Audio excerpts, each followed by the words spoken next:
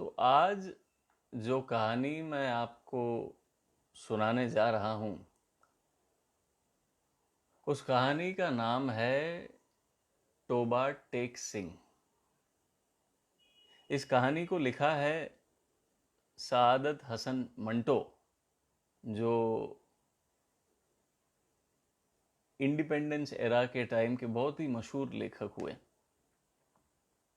उनका जन्म लुधियाना में हुआ और उनकी मृत्यु पाकिस्तान में हुई, क्योंकि पार्टीशन के बाद उनको पाकिस्तान जाना पड़ा। तो बहुत ही रेवोल्यूशनरी राइटर थे अपने ज़माने के। उन्होंने बहुत सारी शॉर्ट स्टोरीज लिखी, कई सारे रेडियो प्लेज लिखे, बॉलीवुड में कुछ स्क्रिप्ट्स लिखी, और उनका लिखने का अंदाज ऐसा था कि उस अंदाज ने उसको अमर कर दिया। और ये जो कहानी है टोबा टेक सिंह, ये उनके काम में से जैसे जिसे कहते हैं one of the best top 3 works में आता है उनके। तो लीजिए, हाजिर है आपके सामने टोबा टेक सिंह।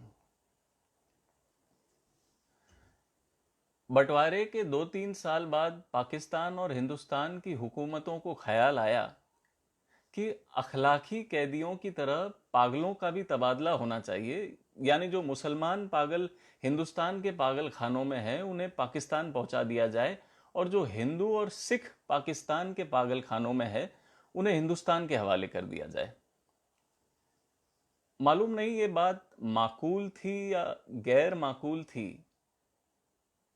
बहरहाल दानिशमंदों के फैसले के मुताबिक इधर उधर ऊंची सतह की कॉन्फ्रेंसें हुई और दिन आखिर एक दिन पागलों के तबादले के लिए मुकर्रर हो गया। अच्छी तरह छानबीन की गई। वो मुसलमान पागल जिनके संबंधी हिंदुस्तान में ही थे, वो वहीं रह गए थे। बाकी जो थे उनको सरहद पर रवाना कर दिया गया। यहां पाकिस्तान में चूंकि करीब करीब तमाम हिंदू सिख जा चुके थे, इसलिए किसी को रखाने का सवाल ही पैदा नहीं हुआ। जितने हिंदू सिख पागल थे, सब के सब पुलिस की हिफाजत में सरहद पर पहुंचा दिए गए। अब उधर का तो मालूम नहीं, लेकिन इधर लाहौर के पागल खानों में जब इस तबादले की खबर पहुंची तो बड़ी दिलचस्प बातें होने लगी। एक मुसलमान पागल जो 12 बरस से हर रोज बाकायदगी के साथ नमाज पढ़ता था, उससे जब उसके एक दोस्त ने पूछा, मौलवी साहब, ये पाकिस्तान क्या होता है, तो उसने बड़े गौर फिक्र के बाद जवाब दिया, हिंदुस्तान में एक ऐसी जगह है जहां उस्तरे बनते हैं। और यह जवाब सुनकर उसका दोस्त मुतमईन हो गया। मुतमईन यानी संतुष्ट हो गया। इसी तरह एक और सिख पागल ने एक दूसरे सिख पागल से पूछा, सरदार जी, हमें हिंदुस्तान क्यों भेजा जा रहा है, हमें तो वहां की बोली भी नहीं आती। तो दूसरा मुस्कुराया, ओ मुझे तो हिंदुस्तान की बोली आती है, हिंदुस्तानी बड़े शैतानी आकड़ आकड़ फिरते हैं। एक मुसलमान पागल ने नहाते नहाते पाकिस्तान जिंदाबाद का नारा इस जोर से बुलंद किया कि फर्श पर फिसल कर गिर गया और बेहोश हो गया।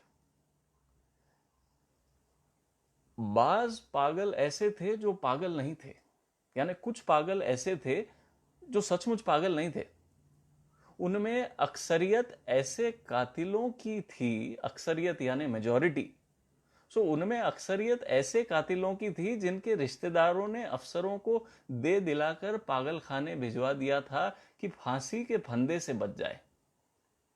ये कुछ कुछ समझते थे कि हिंदुस्तान क्या तकसीम हुआ और ये पाकिस्तान क्या है, लेकिन सही वाकयात से ये बेखबर थे।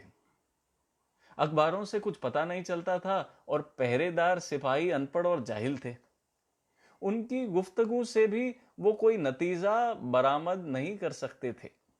उनको सिर्फ इतना मालूम था कि एक आदमी मोहम्मद अली जिन्ना है, जिसको कायदे आजम कहते हैं। उसने मुसलमानों के लिए एक अलहदा मुल्क बनाया है जिसका नाम पाकिस्तान है। अलहदा यानी अलग। ये कहाँ है, इसका स्थल कहाँ है, इसके मुतल्लिक वो कुछ नहीं जानते थे। सो पाकिस्तान कहाँ है, उसकी जगह कहाँ पर है, उसके बारे में किसी को कुछ पता नहीं था। यही वजह है कि पागल खाने में वो सब पागल जिनका दिमाग पूरी तरह खराब नहीं हुआ था, इस मखमसे में गिरफ्तार थे कि वो पाकिस्तान में है या हिंदुस्तान में। मखमसा यानी कश्मकश। सो वो इस परेशानी में थे कि वो पाकिस्तान में है या हिंदुस्तान में है। अगर हिंदुस्तान में है तो पाकिस्तान कहाँ है, और अगर वो पाकिस्तान में है तो ये कैसे हो सकता है कि वो कुछ अरसा पहले जहां रहते हुए भी हिंदुस्तान में थे। सो अगर आज वो पाकिस्तान में है तो ये कैसे हो सकता है कि कुछ अरसा पहले तो वो यहां रह रहे थे और फिर भी हिंदुस्तान में थे। सो सारे कंफ्यूजन में थे। एक पागल तो पाकिस्तान और हिंदुस्तान और पाकिस्तान के चक्कर में कुछ ऐसा गिरफ्तार हुआ कि और ज्यादा पागल हो गया। झाड़ू देते देते एक दिन दरख्त पर चढ़ गया, दरख्त यानी पेड़, दरख्त पर चढ़ गया और टहनी पर बैठ के 2 घंटे मुस्तकिल तकरीर करता रहा, भाषण देता रहा, जो पाकिस्तान और हिंदुस्तान के नाजुक मसले पर थे। सिपाहियों ने उसे नीचे उतरने को कहा तो वो और ऊपर चढ़ गया। डराया धमकाया गया तो उसने कहा, मैं ना हिंदुस्तान में रहना चाहता हूं ना पाकिस्तान में, मैं इस दरख्त पर ही रहूंगा। एक एमएससी पास रेडियो इंजीनियर जो मुसलमान था और दूसरे पागलों से बिल्कुल अलग थलग था, बाग की एक खास रविश पर सारा दिन खामोश टहलता रहता था। ये तब्दीली नमूदार हुई, यानी इस तब्दीली की बात जब छिड़ी तो उसने तमाम कपड़े उतार कर दफादार के हवाले कर दिए और नंग धड़ंग सारे बाग में चलना शुरू कर दिया। यूनिट के एक मोटे मुसलमान पागल ने, जो मुस्लिम लीग का एक सरगर्म कारकुन था और दिन में 15-16 मरतबा नहाता था, एकदम ये आदत छोड़ दी। उसका नाम मोहम्मद अली था। चुनाचे उसने एक दिन अपने जिंगले में यानी अपने एरिया में ऐलान कर दिया कि वो कायदे आजम मोहम्मद अली जिन्ना है, और उसकी देखा देखी एक सिख पागल मास्टर तारा सिंह बन गया। करीब था कि उस जिंगले में खून खराबा हो जाए, मगर दोनों को खतरनाक पागल करार देकर अलग अलग बंद कर दिया गया। लाहौर का एक नौजवान हिंदू वकील था जो मोहब्बत में मुब्तिला होकर पागल हो गया था। मुब्तिला यानी मोहम्मद, प्यार के चक्कर में फंस गया था और प्यार के चक्कर में फंस के पागल हो गया था। जब उसने सुना कि अमृतसर हिंदुस्तान में चला गया है तो उसे बड़ा दुख हुआ। इसी शहर की एक हिंदू लड़की से उसे मोहब्बत हो गई थी, जो उसने इस वकील को ठुकरा दिया था, मगर दीवानगी की हालत में भी वो उसको नहीं भूला था। चुनाचे वो उन तमाम मुस्लिम लीडरों को गालियां देता था जिन्होंने मिल मिलाकर हिंदुस्तान के 2 टुकड़े कर दिए थे। उसकी महबूबा हिंदुस्तानी बन गई और वो पाकिस्तानी। जब तबादले की बात शुरू हुई तो वकील को कई पागलों ने समझाया कि वो दिल बुरा ना करे, उसको हिंदुस्तान वापस भेज दिया जाएगा, उस हिंदुस्तान में जहां उसकी महबूबा रहती है। मगर वो लाहौर छोड़ना नहीं चाहता था, इस ख्याल से कि अमृतसर में उसकी प्रैक्टिस नहीं चलेगी। अब यूरोपियन वार्ड में 2 एंग्लो इंडियन पागल थे और उनको जब मालूम हुआ कि हिंदुस्तान को आजाद करके अंग्रेज चले गए हैं तो उनको भी बहुत रंज हुआ और वो छुप छुप कर इस मसले पर गुफ्तगू करते रहते कि पागल खाने में उनकी हैसियत क्या होगी, यूरोपियन वार्ड रहेगा या उड़ जाएगा, ब्रेकफास्ट मिलेगा या नहीं, क्या उन्हें डबल रोटी के बजाय ब्लडी इंडियन चपाती तो जहर महर नहीं करनी पड़ेगी। एक सिख था जिसको पागल खाने में दाखिल हुए 15 बरस हो चुके थे। हर वक्त उसकी जुबान पर अजीबो गरीब अल्फाज सुनने में आते थे। ओ पड़दी गुड़गुड़ दी अनेक्स दी बेदियाना विमंग दी बाल ऑफ दी लालटेन। वो ना दिन में सोता था न रात में, पहरेदारों का कहना था कि 15 बरस के तवील अरसे में, यानी 15 बरस के लंबे अरसे में एक एक लम्हे के लिए भी नहीं सोया, लेटा भी नहीं। अलबना किसी दीवार के साथ टेक लगा लेता था। हर वक्त खड़ा रहने से उसके पांव सूज गए थे, पिंडलियां भी फूल गई थी, मगर इस जिस्मानी तकलीफ के बावजूद वो लेटकर आराम नहीं करता था। हिंदुस्तान, पाकिस्तान और पागलों के तबादले के मुतल्लिक जब कभी पागल खाने में गुफ्तगू होती थी तो वो गौर से सुनता था। कोई उससे पूछता कि उसका क्या ख्याल है तो बड़ी संजीदगी से जवाब देता, ओ पड़दी, गुड़गुड़दी, अनेक्स दी, बेदियाना, विमंग दी, वॉल ऑफ दी पाकिस्तान गवर्नमेंट। लेकिन बाद में ऑफ दी पाकिस्तान गवर्नमेंट की जगह ऑफ दी टोबा टेक सिंह गवर्नमेंट ने ले ली और उसने दूसरे पागलों से पूछना शुरू किया कि टोबा टेक सिंह कहां है, जहां का वो रहने वाला है। लेकिन किसी को भी मालूम नहीं था कि वो पाकिस्तान में है या हिंदुस्तान में। जो ये बताने की कोशिश करते वो खुद इस उलझाव में गिरफ्तार हो जाते कि सियालकोट पहले हिंदुस्तान में था, पर अब सुना है कि पाकिस्तान में है। क्या पता है कि लाहौर जो अब पाकिस्तान में है वो कल हिंदुस्तान में चला जाएगा, या सारा हिंदुस्तान ही पाकिस्तान बन जाएगा। और ये भी कौन सीने पर हाथ रखकर कह सकता था कि हिंदुस्तान और पाकिस्तान दोनों किसी दिन सिरे से गायब नहीं हो जाएंगे। उस सिख पागल के बाल छिद्रे हो चुके थे, बहुत मुख्तसर रह गए थे, बहुत कम रह गए थे। चूंकि वो बहुत कम नहाता था इसलिए दाढ़ी और बाल आपस में जम से गए थे, जिनके कारण उसकी शक्ल बड़ी भयानक लगती थी। मगर आदमी बेजरर था, बेजरर यानी अहानिकारक था। 15 वर्षों में उसने किसी से झगड़ा फसाद नहीं किया था।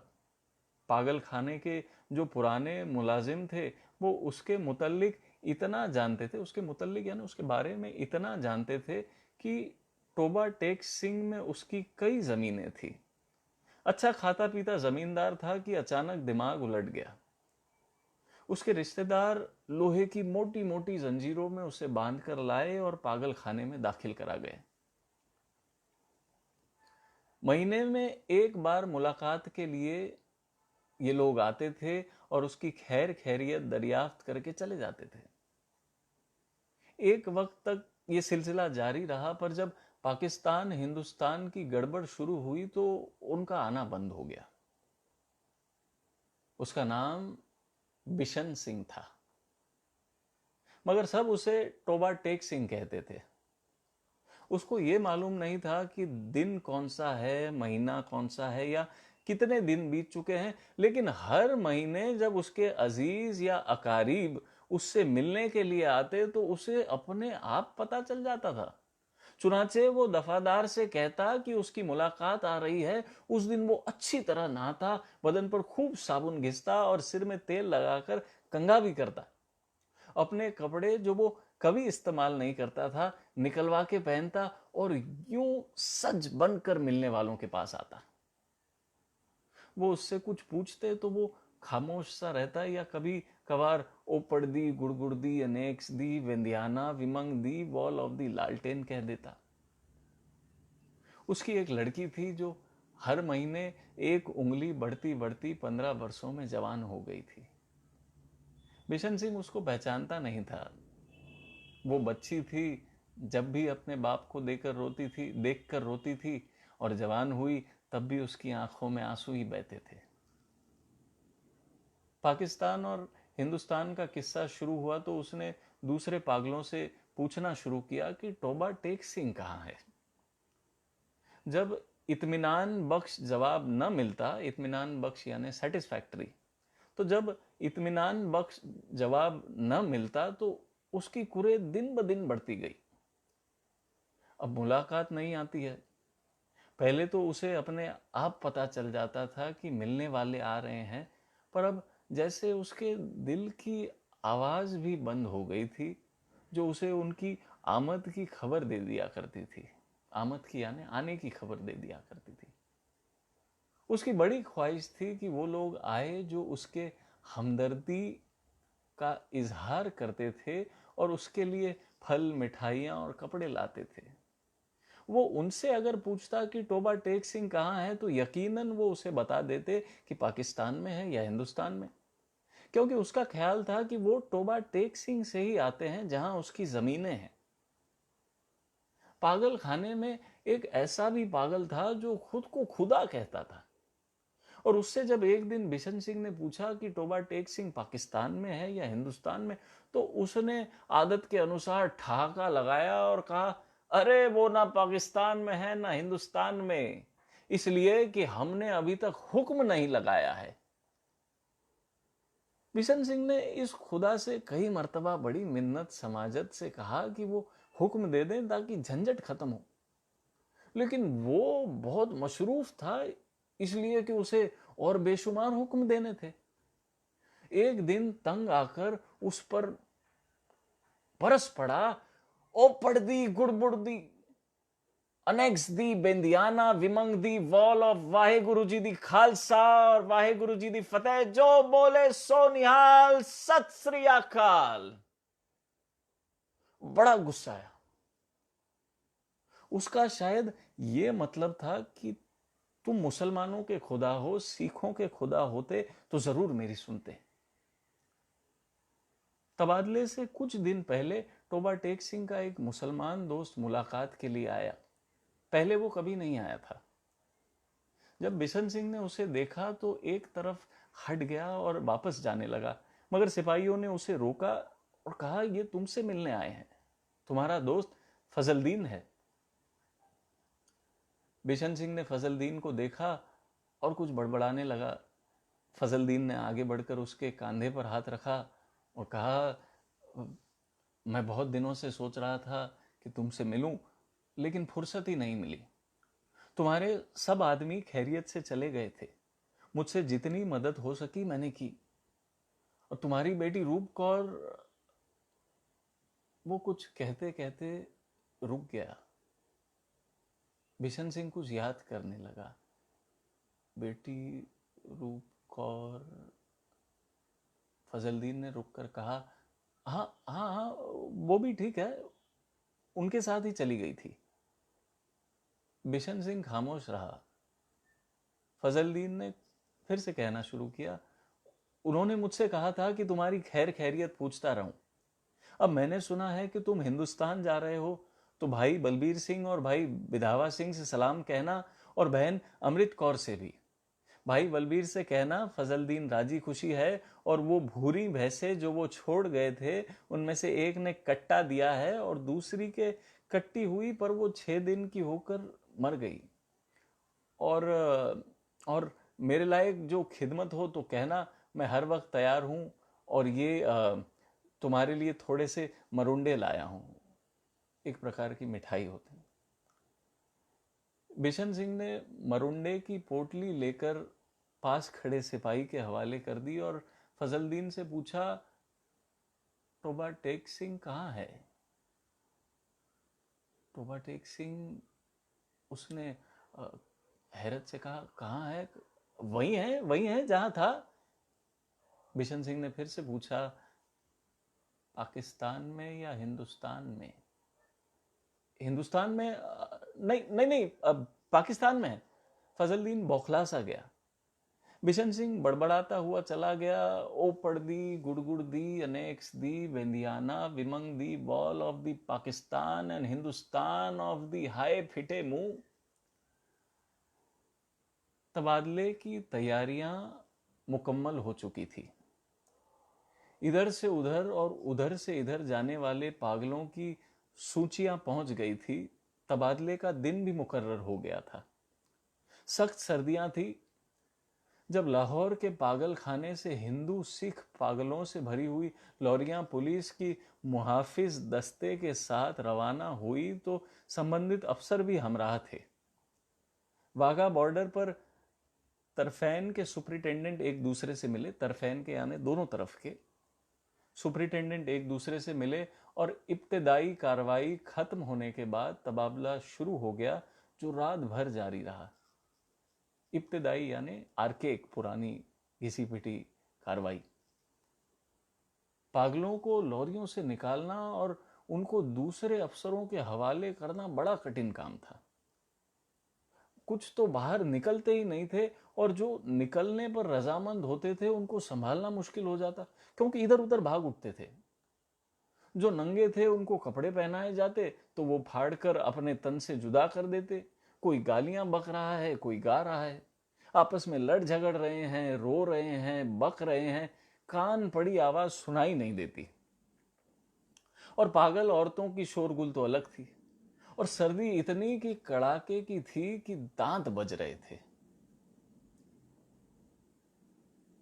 पागलों की अक्सरियत इस तबादले के हक में नहीं थी। अक्सरियत यानी मेजॉरिटी। तो मेजॉरिटी पागलों की इस तबादले के हक में नहीं थी, इसलिए कि उनकी समझ में आता था कि उन्हें अपनी जगह से उखाड़ कर कहां फेंका जा रहा है। चंद जो कुछ सोच रहे थे, पाकिस्तान जिंदाबाद के नारे लगा रहे थे, 2-3 मरतबा फसाद होते होते बचा, क्योंकि बाज मुसलमान और सिखों को ये नारे सुनकर तैश आ गया। जब बिशन सिंह की बारी आई और वाघा के उस पार अफसर उसका नाम रजिस्टर में दर्ज करने लगा, तो उसने पूछा, टोबा टेक सिंह कहां है, पाकिस्तान में या हिंदुस्तान में? अफसर हंसा और बोला, अरे पाकिस्तान में है। यह सुनकर बिशन सिंह उछलकर एक तरफ हटा और दौड़कर अपने बाकी साथियों के पास पहुंच गया। पाकिस्तानी सिपाहियों ने उसे पकड़ लिया और दूसरी तरफ ले जाने लगे, मगर उसने चलने से साफ इनकार कर दिया और जोर जोर से चिल्लाने लगा, टोबा टेक सिंह कहां है? ओपड़ दी, गुड़गुड़ दी, अनेक्स दी, बेदियाना, विमंग दी, वॉल ऑफ दी टोबा टेक सिंह एंड पाकिस्तान। उसे बहुत समझाया गया कि देखो, अब टोबा टेक सिंह हिंदुस्तान में चला गया है, अगर नहीं गया तो उसे फौरन वहां भेज दिया जाएगा, मगर वो नहीं माना। जब उसको जबरदस्ती दूसरी तरफ ले जाने की कोशिश की गई तो वो दरमियान में एक जगह इस अंदाज में अपनी सूजी हुई टांगों पर खड़ा हो गया जैसे अब उसे वहां से कोई ताकत नहीं हटा सकती। आदमी चूंकि बेजरर था, इसलिए उससे मजीद जबरदस्ती ना की गई, उसको वहीं खड़ा रहने दिया गया और बाकी काम होता रहा। सूरज निकलने से पहले शांत बिशन सिंह के हलक से एक आसमान को फाड़ देने वाली आवाज निकली और वो जोर से चीखा, ओपड़ दी, गुड़गुड़ दी, अनेक्स दी, बेंदियाना, विमंग दी, वॉल ऑफ दी टोबा टेक सिंह एंड पाकिस्तान। इधर उधर से कई अफसर दौड़ आए और देखा कि वो आदमी 15 बरस तक दिन रात अपनी टांगों पर खड़ा रहा, औंधे मुंह लेटा था। उधर खारदार तारों के पीछे हिंदुस्तान था, इधर वैसे ही तारों के पीछे पाकिस्तान था, और दरमियान में जमीन के इस टुकड़े पर जिसका कोई नाम न था, टोबा टेक सिंह पड़ा था।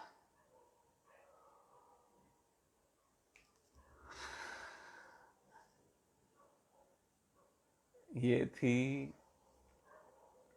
सादत हसन मंटो की टोबा टेक सिंह।